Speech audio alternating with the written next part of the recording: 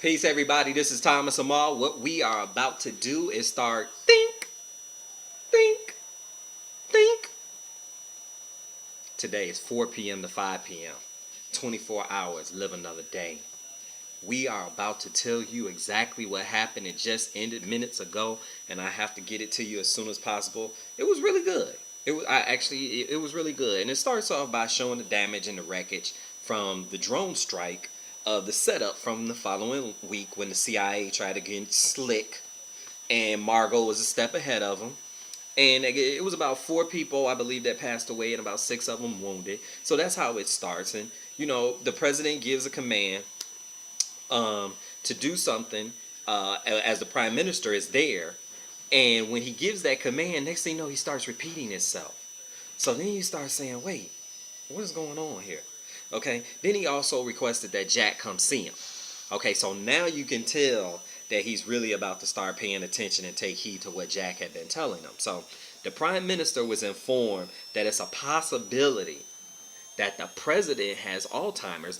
They let him know on the slide that you know that this could very well take place or could be happening, and he was having medical treatment. So now the prime minister is like, hey, should I be taking the word of somebody who's actually possibly unstable and in regards to our country and things like that? So he informs the president goes and informs Steve, who's the one who runs the CIA, if you remember, to provide Jack with everything he needs. So Jack just goes down this list of stuff that he needs, and he also says, I want Agent Kate on my side also.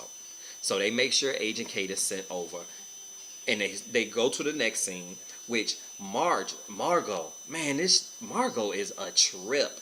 Her son basically told her, look, I'm a little bit concerned about Simone. Obviously, it's the daughter, because the things that happened, she really did love Nabib. It was her husband.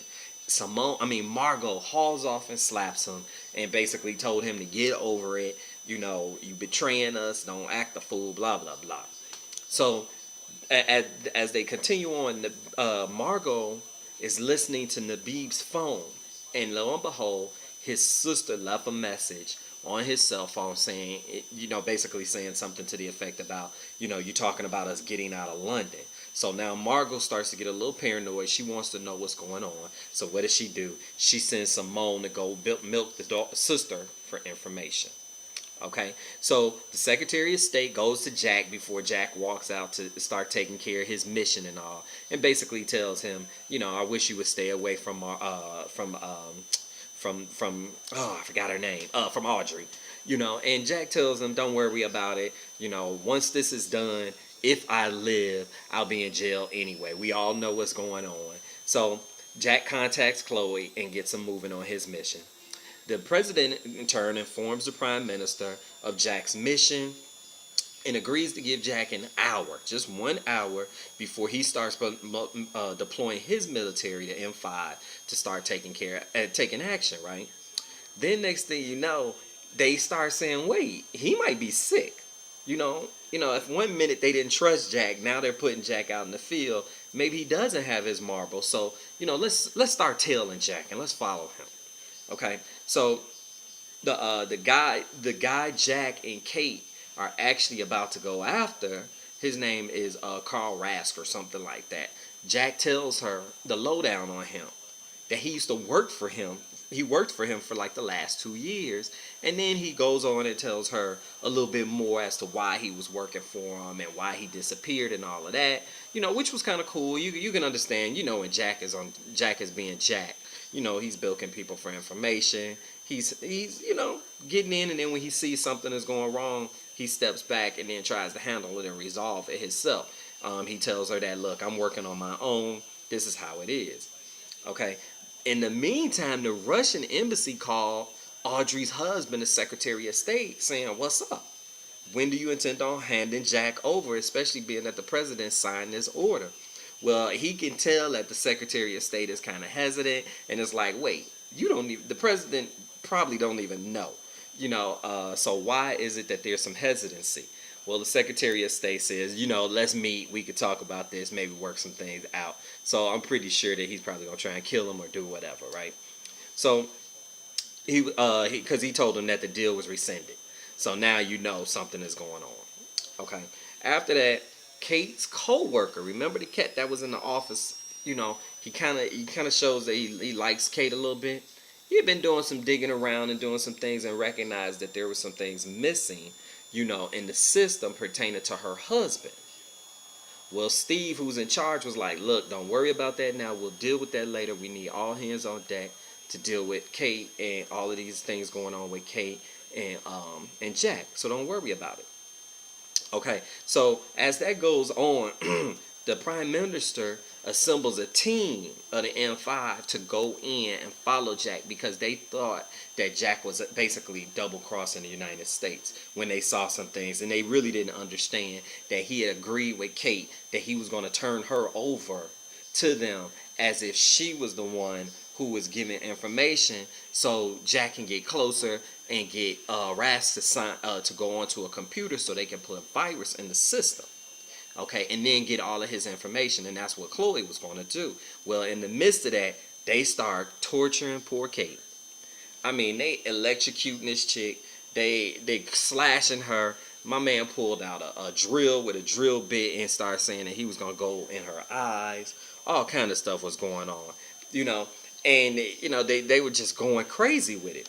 So it skips really quickly back to Margot, and Margot and Simone are having a conversation, and Simone is telling her that his sister doesn't know anything, meaning the Beeb's sister. She doesn't know anything. We smoothed it out. We're going to dinner. Blah blah blah. Margot is like, "I'm not having it. I want both of them gone. Take care of it. Handle your business."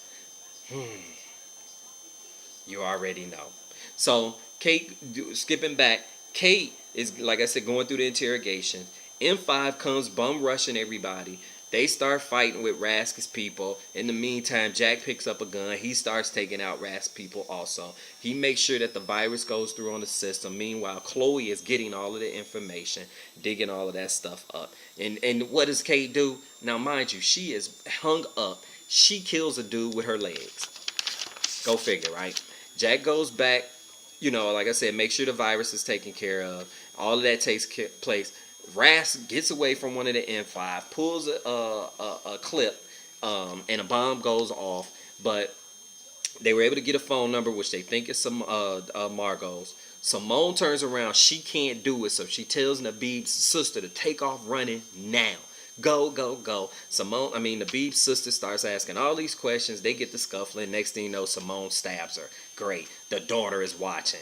The daughter takes off booking down the street, so now you got a chase ensues after her because the neighbor who's a guy, he sees it. So now he's running with them. Next thing you know, Kate gets jacked up and ran over by a doggone bus.